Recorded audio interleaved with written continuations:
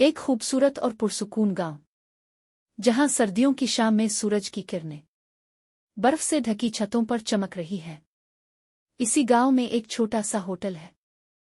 محمد ایک نیک دل اور مسکراتا ہوا انسان ہے۔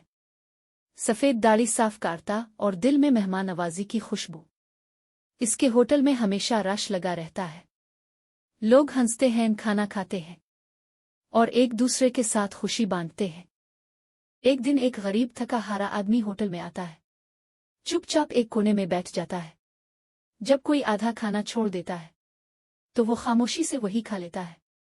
یہ معمول روز کا بن جاتا ہے، مگر ایک دن ایسا آتا ہے کہ کسی نے کچھ نہیں چھوڑا۔ وہ آدمی اداس آنکھوں سے میز کو دیکھتا ہے اور آہستہ آہستہ دروازے کی طرف بڑھتا ہے۔ محمد اسے دیکھ لیتا ہے اور نرمی سے کہتا ہے، بھائی تم نے آج کھانا کیوں نہیں کھایا؟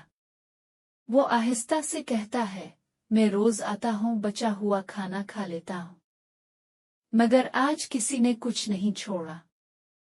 شاید آج مجھے بھوکا سونا پڑے گا۔ محمد کی آنکھوں میں آنسو آ جاتے ہیں۔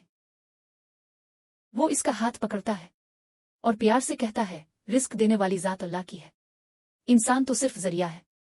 محمد اسے اندر لے جاتا ہے اور گرم کھانا پیش کرتا ہے، اور یوں محمد کا ہوٹل انسانیت کا گھر بن جاتا ہے۔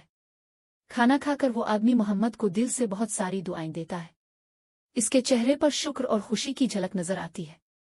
یہ کہانی ہمیں سکھاتی ہے، انسانیت سب سے بڑی عبادت ہے۔